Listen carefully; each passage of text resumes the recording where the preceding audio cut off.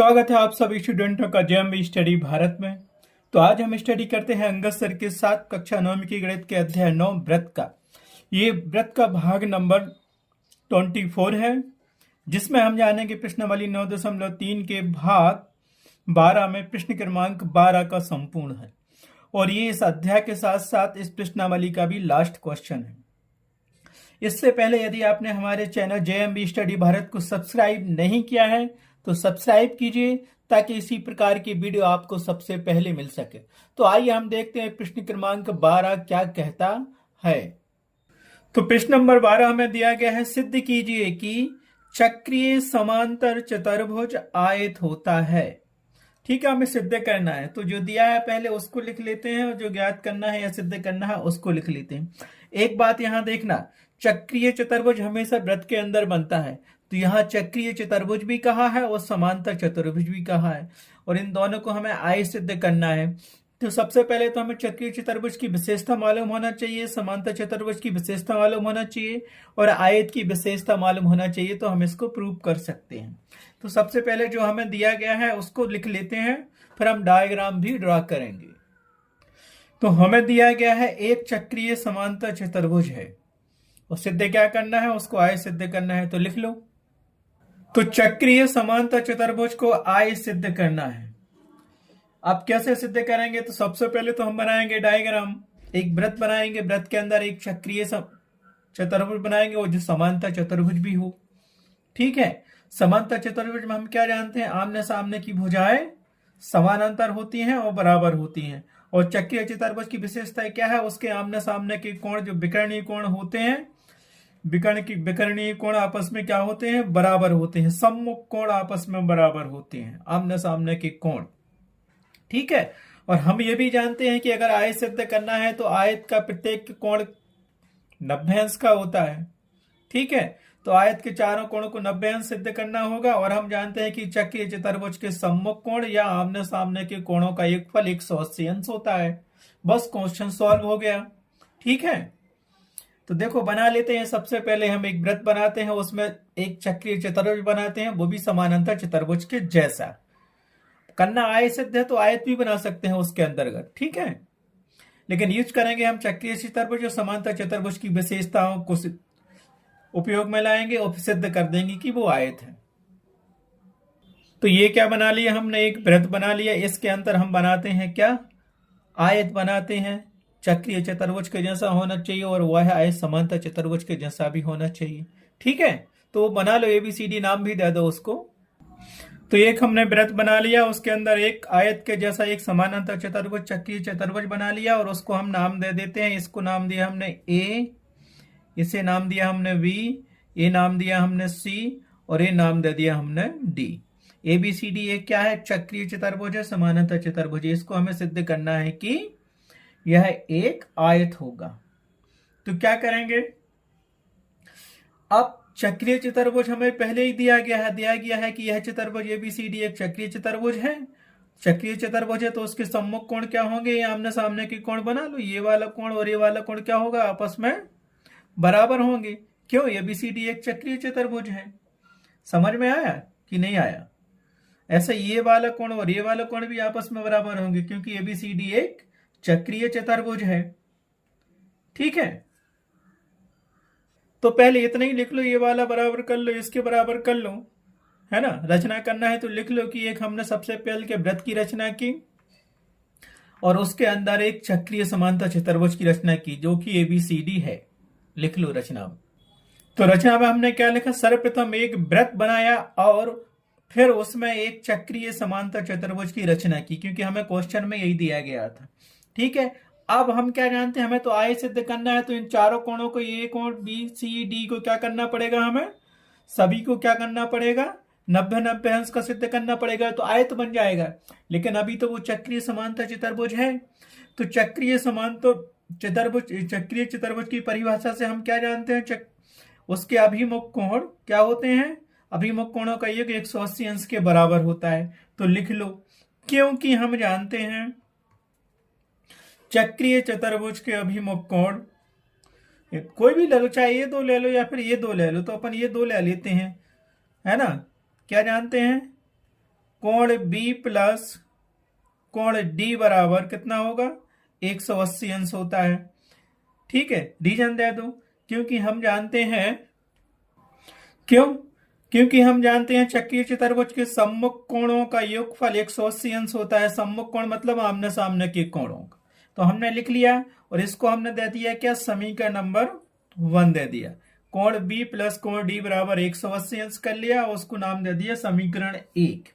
अब उसने समांतर चतुर्भुज भी कहा था। समांतर चतुर्भुज में हम क्या जानते हैं, क्योंकि एबीसीडी एक चक्रीय चतुर्भुज भी है और समानांतर चतुर्भुज भी है। अब द्वारा तथा, ठीक है, लिख लिया। अब समानांतर चतुर्भुज की परिभाषा से क्या कहेंगे, मान लो कि ये समानांतर चतुर्भुज दिया ही गया था हमें, एबीसीडी एक चक्रीय चतुर्भुज भी है, समानांतर चतुर्भुज भी है। तो चक्रीय चतुर्भुज की परिभाषा से हमने लिख लिया कि उसके सम्मुख कोणों का एक फल 180 अंश के बराबर होता है, तो हमने ले लिया 1 बीडी का। लेकिन समांतर चतुर्भुज की परिभाषा से क्या जानते हैं, समांतर चतुर्भुज की परिभाषा से हम ये भी जानते हैं कि उसके सम्मुख कोण आपस में बराबर होते हैं। तो क्या करेंगे, इन्हीं दोनों को ले लो, क्योंकि इन दोनों का योग लिया है हमने, तो उसको समीकरण 2 मान लेंगे। तो यहां लिख सकते हैं तथा, क्योंकि हम जानते हैं कोण बी बराबर हो जाएगा आपका कोण डी। ठीक है, और इसको दे दिया हमने समीकरण नंबर 2। रीजन दे दो क्यों होगा ऐसा, क्यों, एबीसीडी एक समानांतर चतुर्भुज है। तो क्या लिख लिया हमने, कोण बी बराबर कोण डी कर लिया, इसको समीकरण 2 दे दिया। क्योंकि हम जानते हैं एबीसीडी एक समानांतर चतुर्भुज है और समानांतर चतुर्भुज के सम्मुख कोण आपस में बराबर होते हैं। अब बी बराबर कोण डी हमने क्यों लिया, क्योंकि हमने चक्रीय चतुर्भुज के 2 सम्मुख कोण लिए थे, कोण बी प्लस कोण डी। कोण बी प्लस कोण डी का मान कितना लिखा था हमने, 180 अंश लिखा था। अगर यहाँ पे कोण ए और कोण सी लेते तो हम ये ले लेते बराबर में कोण ए बराबर कोण सी।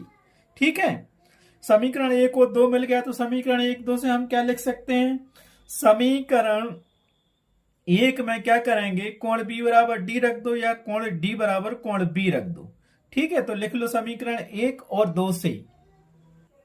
ठीक है, क्योंकि कोण बी बराबर कोण डी है जिसको समीकरण 2 माना था, इसलिए हम लिख सकते हैं क्योंकि एबीसीडी एक समानांतर चतुर्भुज है और समानांतर चतुर्भुज के सम्मुख कोण आपस में क्या होते हैं, बराबर या समान होते हैं। ठीक है, तो समीकरण और 1 और 2 से हम क्या लिख सकते हैं, आय सिद्ध करना है तो सभी को 90 अंश के करने पड़ेंगे हमें।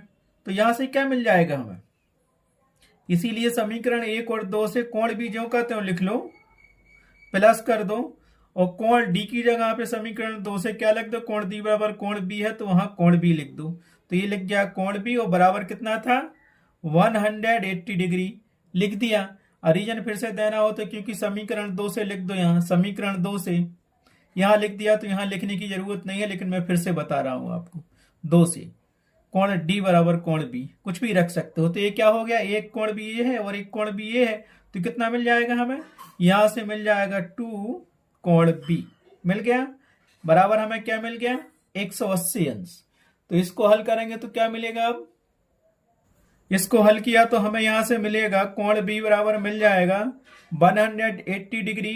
2 यहां मल्टीपल में है, उस तरफ जाएगा तो डिवाइड होगा, तो ये क्या मिल जाएगा, काट दो, 2 एकम 2, 2 नाम 18 और इस 0, 2 शून्यम 0।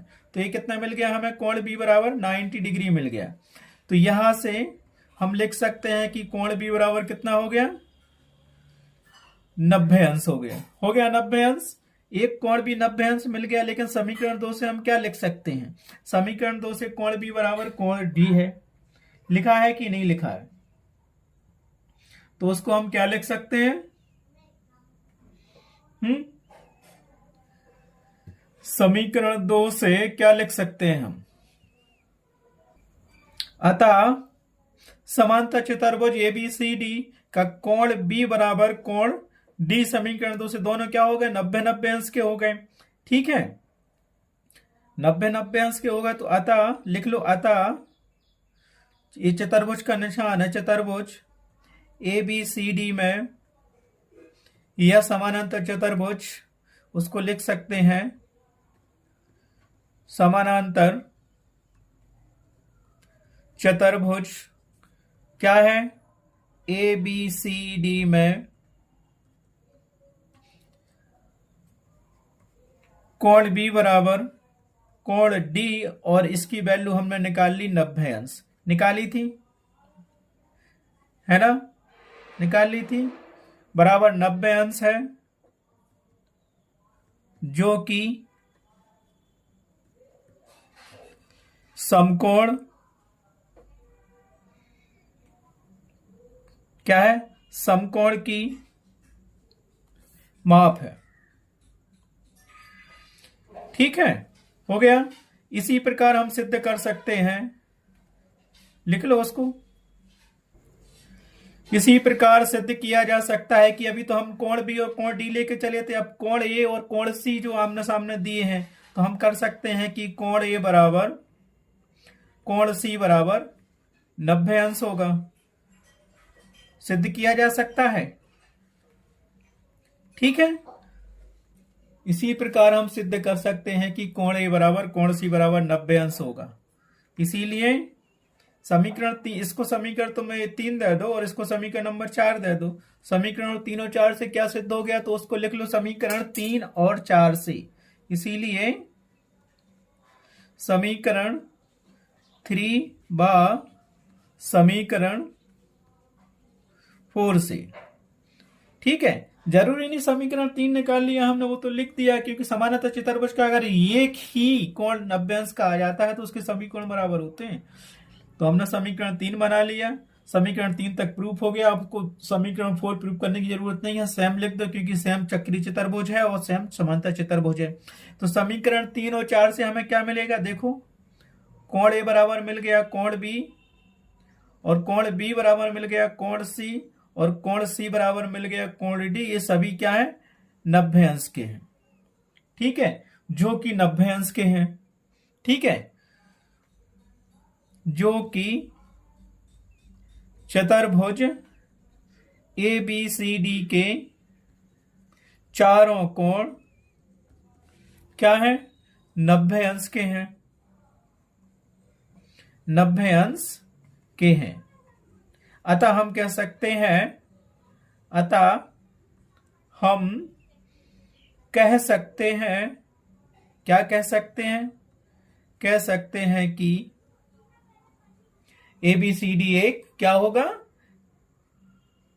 ए बी सी डी एक आयत होगा। ठीक है, और यही हमें क्या करना था, चक्रीय समांतर चतुर्भुज एक आयत होगा। ठीक है, अतः स्पष्ट है कि चक्रीय समांतर चतुर्भुज एक आयत होगा, और लास्ट में लिख दिया उसको इति सिद्धम, क्योंकि हमें यही सिद्ध करना था। इस प्रकार प्रश्नावली 9.3 का क्वेश्चन नंबर 12 कंप्लीट हुआ। ये इस प्रश्नावली का आखिरी क्वेश्चन था, और इस प्रकार से अध्याय व्रत अध्याय 9 पूरा कंप्लीट हो गया। इसमें जो महत्वपूर्ण क्वेश्चन थे वो भी हमने आपको समझा दिए, और ये लास्ट क्वेश्चन भी बहुत ज्यादा इंपॉर्टेंट है, कई बार पूछा गया है।